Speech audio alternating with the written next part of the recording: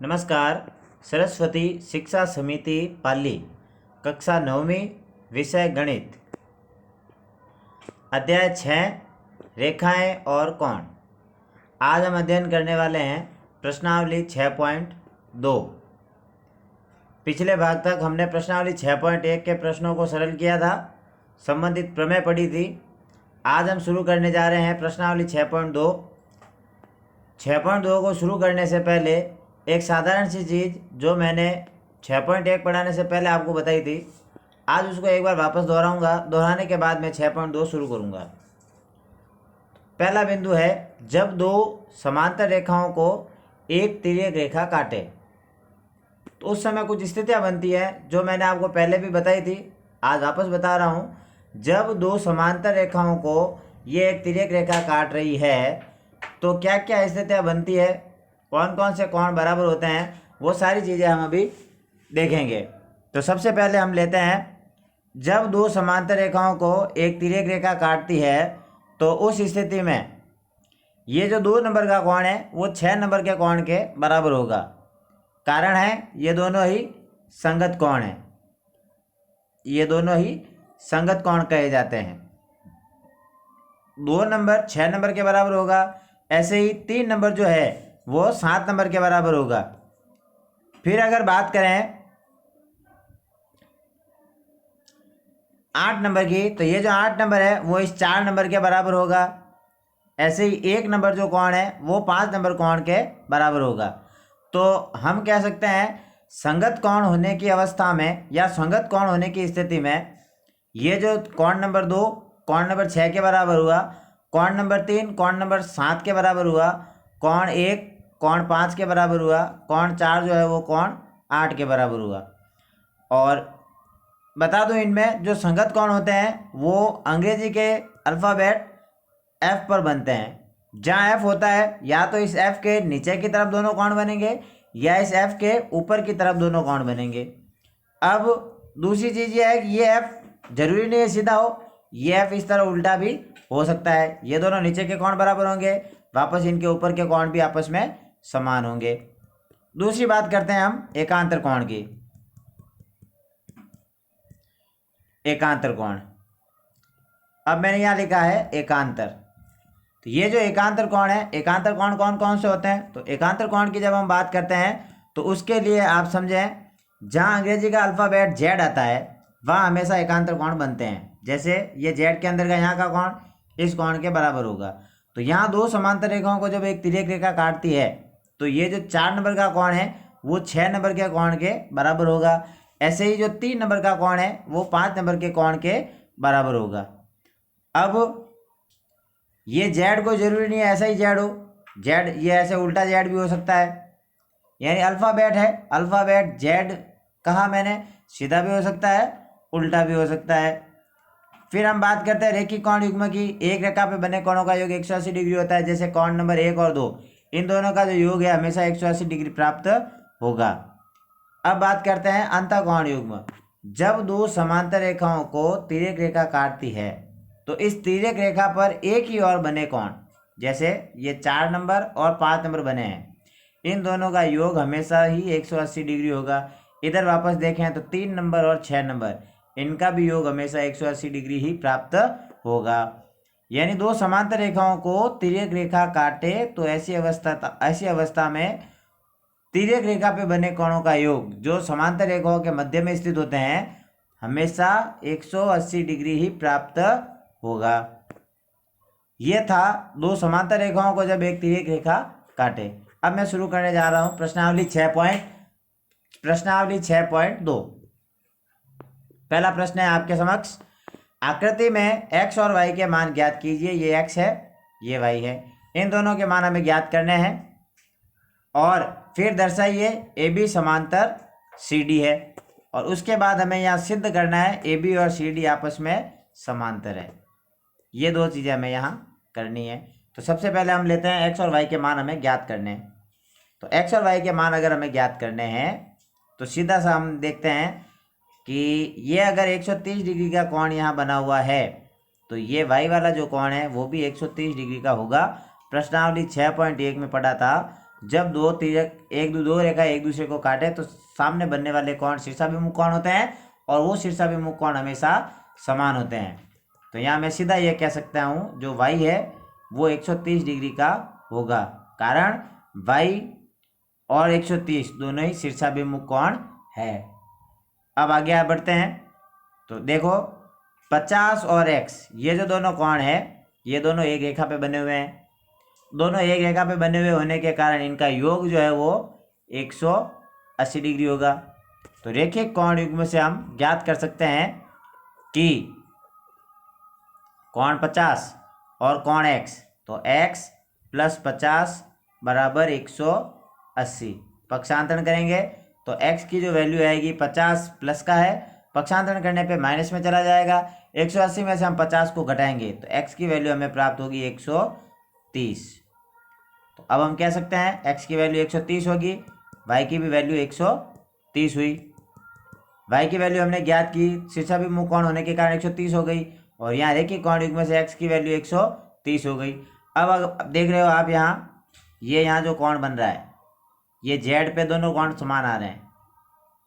हमने पढ़ा था मैंने अभी आपको समझाया था कि z पे अगर कोण समान बनते हैं या तो रेखा समांतर होती है और उनको तिर्यक रेखा कोई काटती है तो z के कोण समान होते हैं, और अगर दोनों ही z के कोण पहले से ही समान है, यानी जस्ट उल्टी स्थिति है, z के कोण समान बने हुए हैं, इसलिए अब ये जो रेखाएं हैं आपस में क्या होगी, समांतर होगी। तो अब हम कह सकते हैं AB जो है वो CD के समांतर है। ये प्रश्न किया हुआ आपको स्लाइड में मिल जाएगा,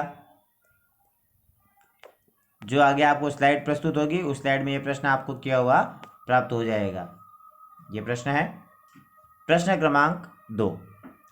आकृति में ABCD और CDEF, यानी AB जो है वो CD के समांतर है, फिर CD जो है वो EF के समांतर है। तो अब मैं सीधी सीधी बात आपको बता दूं, AB CD के समांतर है और CD EF के समांतर है, यानी CD दोनों में बीच में कॉमन आ गई है। CD जो है वो AB के भी समांतर है और EF के भी समांतर है। तो CD दोनों के समांतर है तो मैं कह सकता हूँ तीनों ही रेखाएं आपस में समांतर होगी। तो AB समांतर CD समांतर EF। फिर आगे लिखा हुआ है y और z का अनुपात 3:7 है। y का अनुपात 3 है और z का अनुपात 7 है। तो जब भी हमें कोई वैल्यू अनुपात में दी जाती है तो उसको किसी चर के रूप में मान लेते हैं। तो अब हम यहाँ मान लेते हैं y की वैल्यू 3a है, z की वैल्यू 7a है। समझ गए। अब हमें यहाँ x का मान ज्ञात करना है। तो x का मान हमें ज्ञात करना है, तो आप देख रहे होंगे ये यहाँ a से हम शुरू होते हैं तो ये एक z बनता है, ये z बन रहा है। अब आप देखेंगे तो आपको दिख रहा होगा इस z के अंदर एक तरफ x बना हुआ है, दूसरी तरफ z बना हुआ है। तो एकांतर कोण होने के कारण दोनों ही आपस में क्या होंगे, बराबर होंगे। z की वैल्यू हमने ज्ञात की 7a है तो x की वैल्यू भी क्या होगी, 7a।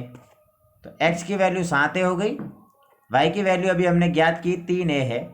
अब ये x और y दोनों एक ही समांतर रेखा पर बने हुए हैं, तो अंतः कोण युग्म होने के कारण x प्लस y इनका जो योग होगा वो 180 डिग्री होगा। x की वैल्यू हमारे पास 3a है और y की वैल्यू हमारे पास x की वैल्यू 7a है और y की वैल्यू 3a है। इनका योग हमें 180 डिग्री प्राप्त होगा। ये आगे स्लाइड में किया हुआ है, देखिए स्लाइड में आपको प्रस्तुत कर रहा हूँ मैं, स्लाइड में किस प्रकार इसको किया हुआ है। तो ये देखो x प्लस वाई बराबर 180 डिग्री होता है। x की वैल्यू 7 है, y की वैल्यू 3 है, प्राप्त हो गया 180। दोनों को जोड़ा तो प्राप्त हुआ 10 है, 10 है बराबर 180। 10 गुणे में है, पक्षांतरण किया, भाग में चला गया। 180 में 10 का भाग देंगे तो जो a है, a की वैल्यू हमें यहाँ प्राप्त हो गई 18। अब प्रश्न में लिखा था x का मान निकालना है, तो x अभी अपन ने ज्ञात किया था, x 7a है तो a की वैल्यू यहाँ रख देंगे। a की वैल्यू 18 है, 18 का 7 से गुणा करेंगे तो x की वैल्यू हमें प्राप्त हो जाएगी 126 डिग्री। तो x की वैल्यू हमें प्राप्त हो गई 126। प्रश्न क्रमांक 3, आकृति में AB और CD समांतर है, EF CD पर लंब है। GED 126 है। कोण AGE, GEF और FGE ज्ञात कीजिए। देखिए सबसे पहले दिया हुआ ये जो AB है वो CD के समांतर है। उसके बाद लिखा हुआ है EF CD पर लंब है। लंब का मतलब ये होता है यहाँ 90 डिग्री का कोण बन रहा है, ऊपर की तरफ भी 90 डिग्री का कोण बन रहा है। फिर लिखा है GED 126 है, ये GED एक बार मैं पूरा साफ करता हूँ फिर देखिए। GED ये 126 डिग्री है। तो यहाँ आपको दिख रहा होगा ये अगर पूरा 126 है, 126 में से ये इधर 90 चला गया तो पीछे जो बच गया वो अपने पास है 36 डिग्री। यानी मैं कह सकता हूँ GEF ये जो कोण है वो 36 डिग्री है यहाँ पे। तो GEF पूछा है इसने, तो इसकी वैल्यू तो हमारे पास आ गई 36 डिग्री। इसके बाद AGE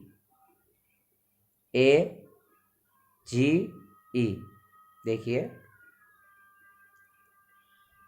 AGE इस कोण की वैल्यू पूछी है। तो इस कोण की वैल्यू आप देख रहे होंगे AGE फिर GED, ये यहाँ उल्टा Z बन रहा है।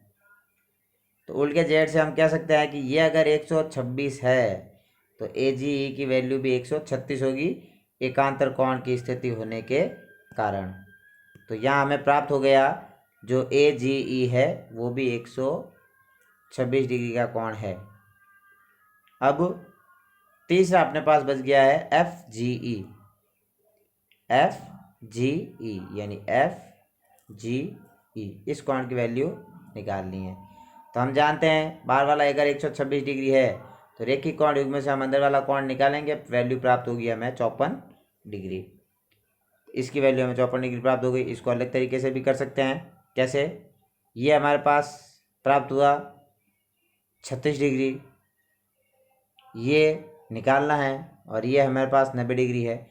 ये 90 है, ये 36 है, दोनों को जोड़ेंगे और 180 में से घटाएंगे तो इसकी वैल्यू हमें 54 डिग्री प्राप्त हो जाएगी। त्रिभुज के तीनों कोणों का योग 180 डिग्री होता है। इस नियम की सहायता से भी हम FGE की वैल्यू निकाल सकते हैं। नहीं तो रेखिक कोण युग्म की सहायता से हम FGE की वैल्यू निकाल सकते हैं। बाहर वाला अगर 126 है तो रेखिक कोण युग्म की सहायता से हम अंदर वाला कोण निकालेंगे, प्राप्त हो जाएगा 54 डिग्री। इस प्रकार आज के इस वीडियो में मैंने 3 प्रश्न आपके समक्ष प्रस्तुत किए हैं। तीनों प्रश्नों को आप समझें और करने का प्रयास करें। धन्यवाद।